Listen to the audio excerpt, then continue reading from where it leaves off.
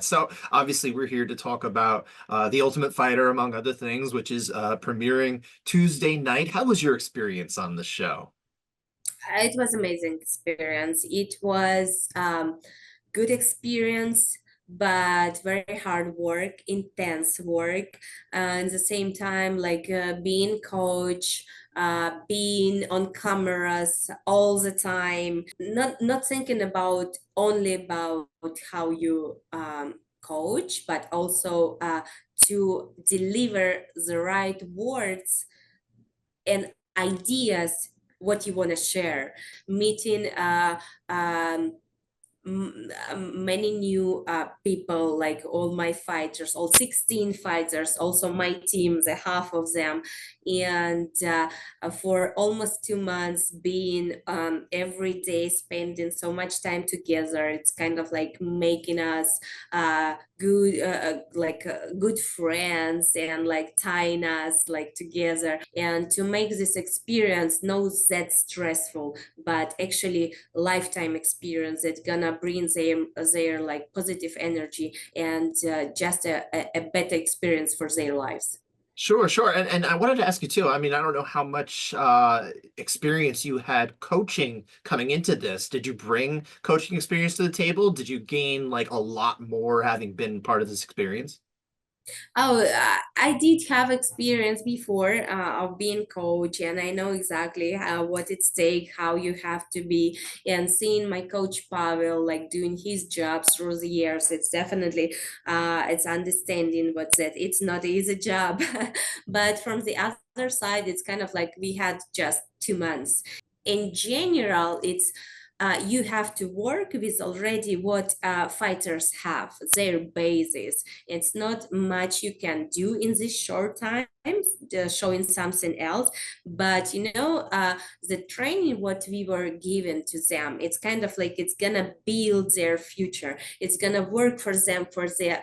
It's not right now, right here, like just instance, but it's gonna building up that entire experience what they got, like Shaolin style trainings. It's gonna be so good for them. Even 16 fighters, someone lose, someone win. It's definitely, but the most important that I saw the potential of the fighter, and with all this experience, I know exactly they gonna be.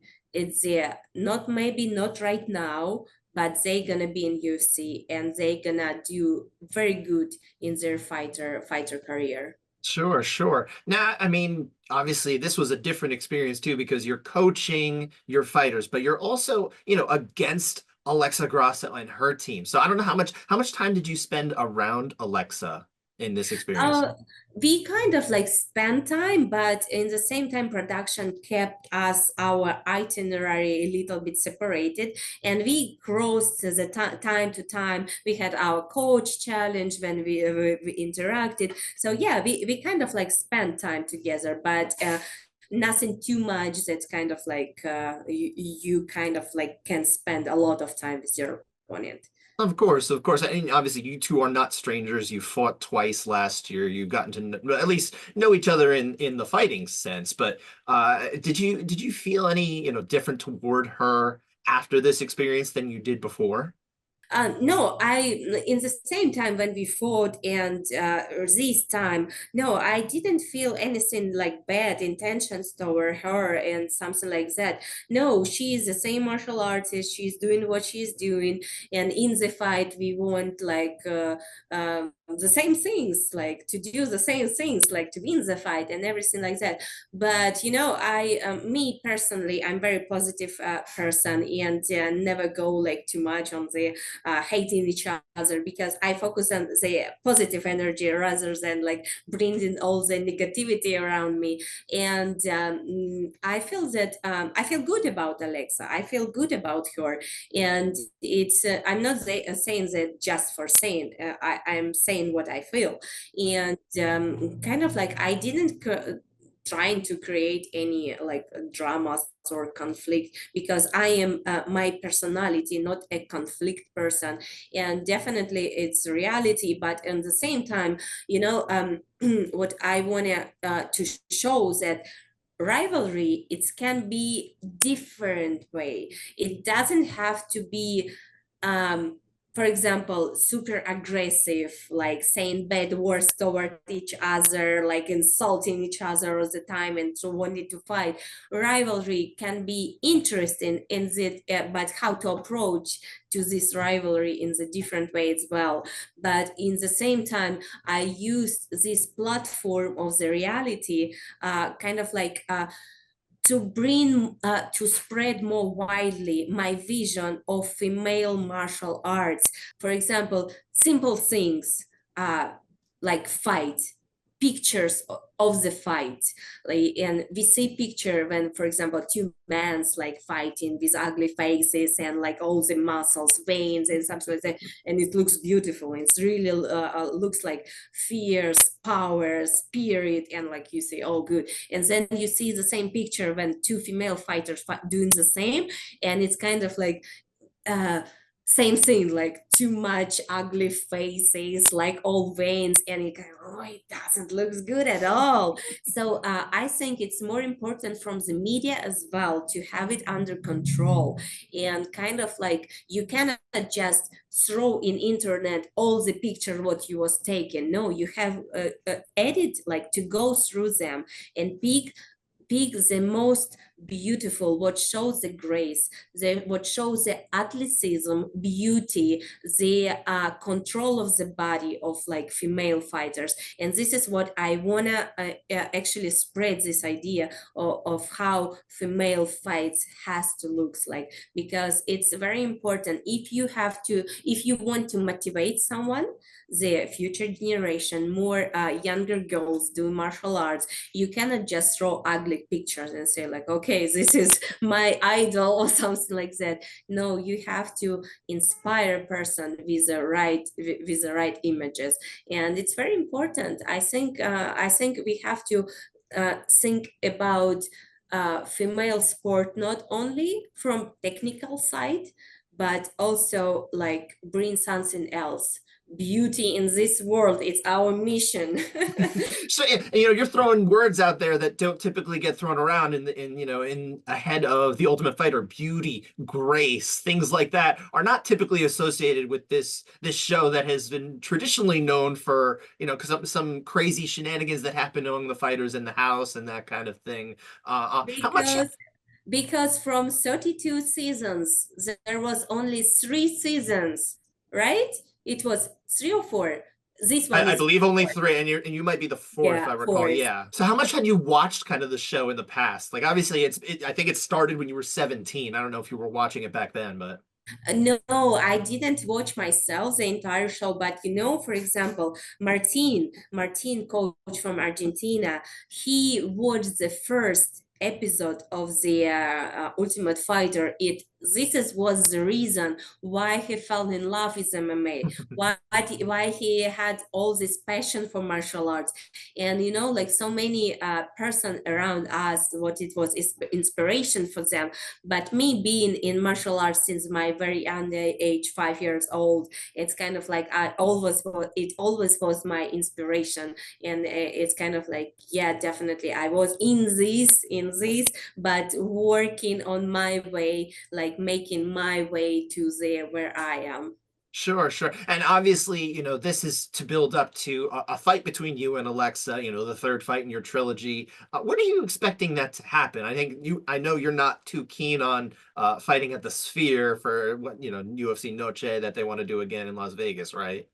Oh, in my understanding, personally, me, I'm ready to fight no matter where and how. And I fought last fight with all 5 rounds with my broken hand.